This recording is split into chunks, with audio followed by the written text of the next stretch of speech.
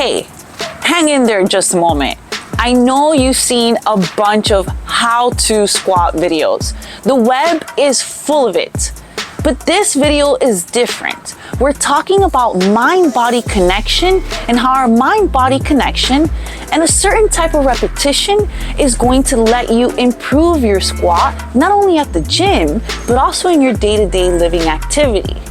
Be aware that the squat is a natural movement that we should have the ability to do, and we have been practicing this, well, since before cars, computers, chair, and all that other stuff that really kills our squats. So stay tuned, because this video is different, and I'm gonna give you a quick little tutorial on how to improve your squat and why we should focus on that mind-body connection.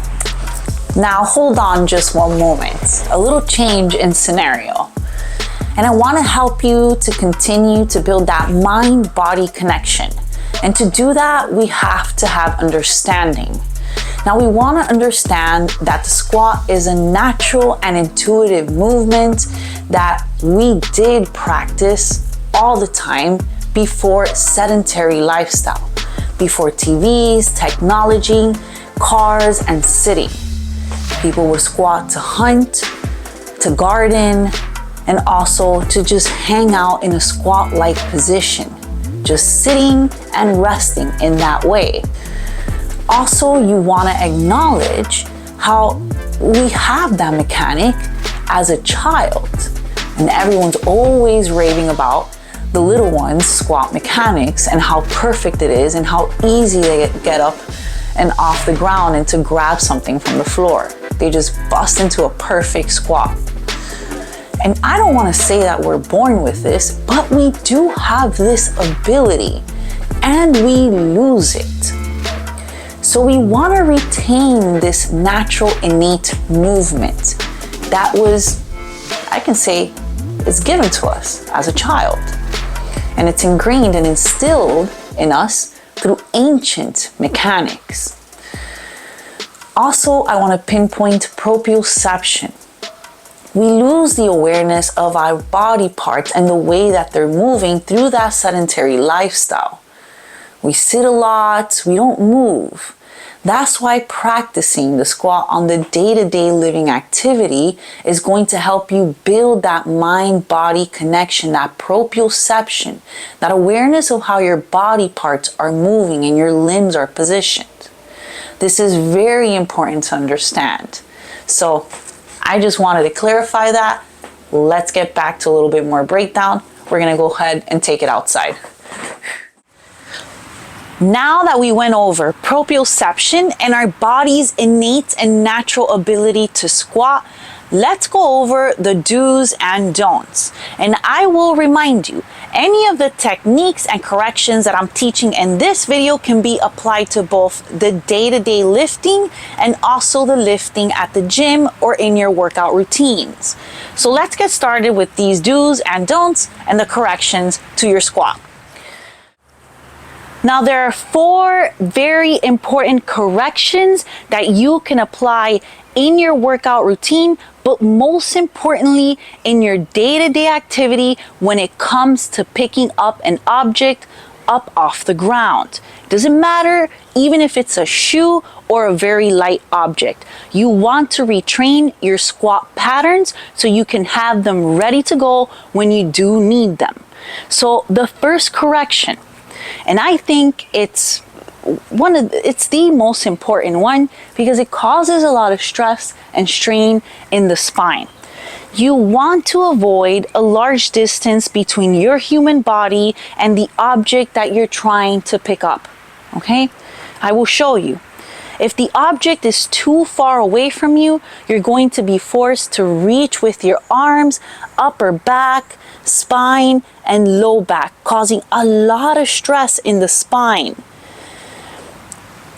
It already feels uncomfortable, and if I was to try to lift this, I would really strain my low back. You really want to avoid this large gap between you and the heavy object or any object that you're trying to reach and pick up from the floor. Okay? What you want to do is have the object in between the feet. This is going to give you easy access for when you are in the actual squat, your hands just land on the object and you can use your legs to lift the object up off the ground. You're not using your upper body in a far reach, okay? So avoid that distance, close that up, and put the object in between your feet. Tip and correction number 2. You want to avoid deviated feet, one pointing in one direction, the other one pointing straight. This really throws your lower body alignment off. And when you do go to squat, it's going to really throw off your body weight distribution.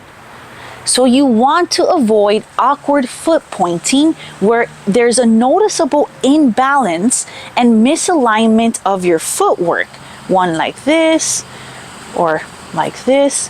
None of this weird, awkward foot positioning, okay?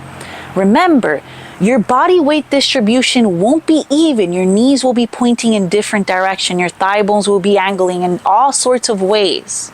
You want to avoid that. That's going to restrict your actual hinge and movement of the squat because of the misalignment of the leg bone. So you want to point your feet nice and even to each other, or you want to make them look exactly identical to each other.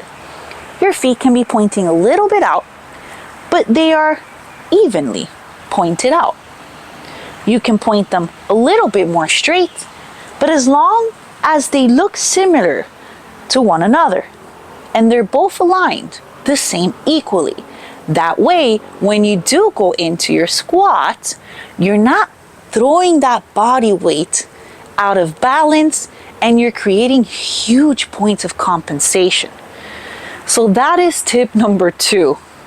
Now, 3 and 4 go together, and this is where we start to move. So 3 and 4 go together at the same time.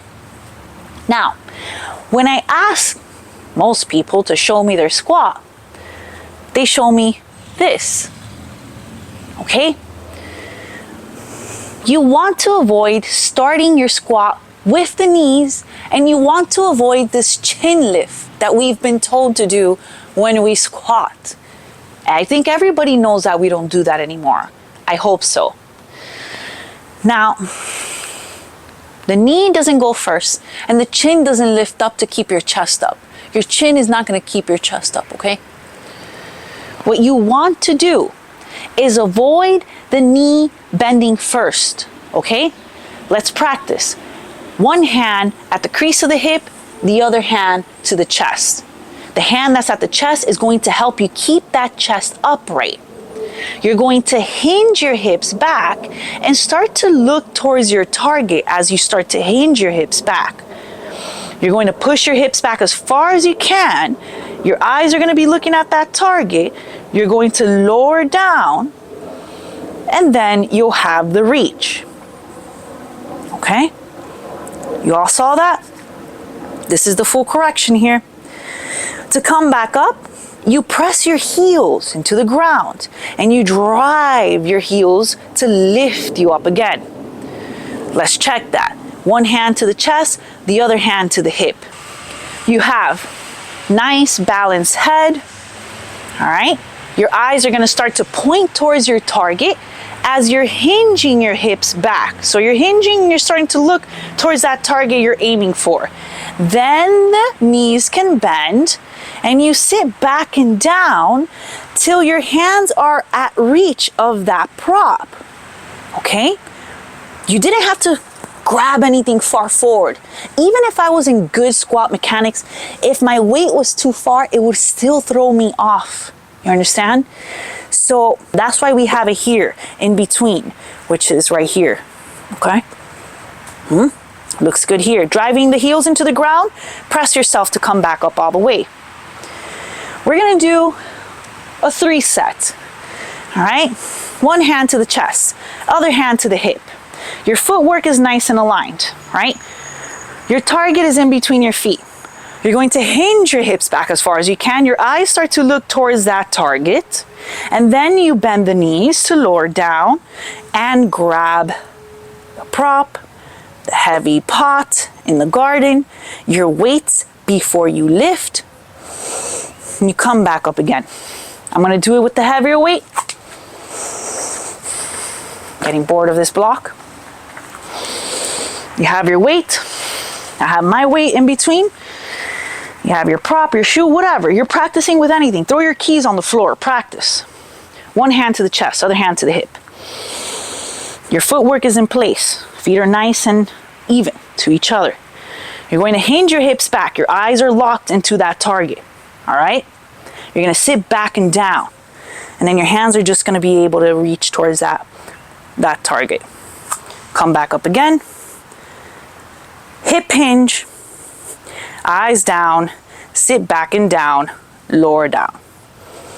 Drive the heels, come back up again. Let's do 2 more. Hinging the hips back, bending the knees. This is slow mechanical movement, okay? When it's fast, it's intuitive, okay? I have it ingrained within my brain, my body, and my soul, all right? It's in all 3, especially that soul. So, again, one hand to the chest, other hand to the hip. Hinge your hips back, eyes on that target. Sit back and down. Repeating this over and over again to pick up your shoe or pick up your keys from the floor is going to help you enhance your squat workouts. Those are it. Practice this. Practice this for simple things.